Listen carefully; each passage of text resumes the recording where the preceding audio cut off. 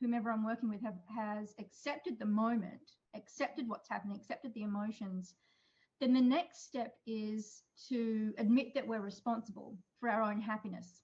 So if we're talking about forgiveness, and it sounds like, you know, you're encouraging the same thing. You're saying, well, we have to figure out how to nurture ourselves. And that's exactly what it is. If I'm responsible for my own happiness, then the next step is taking action. Right. And one of those actions is going to be to rest, to nurture myself. So that's it in a nutshell, really. Right. Which I think is amazing. So it's not just get stuck in the feeling, right? It's right. like feel what's coming up for you so that you can start to then take right action, so that then you can start to do what supports you. And right. And if you've been really injured by a person, by someone doing something terrible to you, and you need to forgive them, then one of those actions will be to separate your happiness from their actions, not relying on them going to jail, not relying on them giving you apology, not relying on them dying, not relying on them doing anything. Right.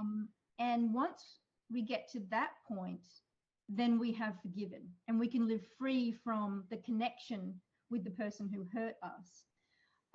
That's why it doesn't mean you have to let anyone off the hook. Right. It's just living without them affecting your happiness. And if we think about it, it seems so unfair. We can't go from here to there because it is unfair.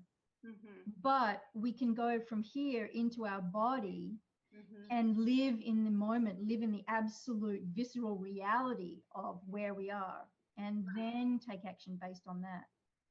And I'm all about, like, how do we reclaim our power, right? So, and that's what you're speaking about. It's like the most powerful place that we can be is when we reside in our own essence, right? And we actually give the people that may have caused us pain power over us when we're attached to the external circumstances, as opposed to being able to internalize and just do the work for ourselves, so that we take back our power. We say, yes, you hurt me, and yes, there's consequences for that, but I'm going to reclaim my own place, right? My own potential, my own power, and I'm going to show up. Right. And the way to do that is to be in your body. That's the start, because if we think and think and think about it, it's not going to work. So, and we don't have to, and it's not fair. So that's the key. And having faith, again, talking as a minister, having faith that it will work, having faith that it will happen, having faith that being right exactly where we are, and being afraid and doing it anyway, being uncomfortable and doing it anyway, will work. You know, that's the leap of faith, I suppose.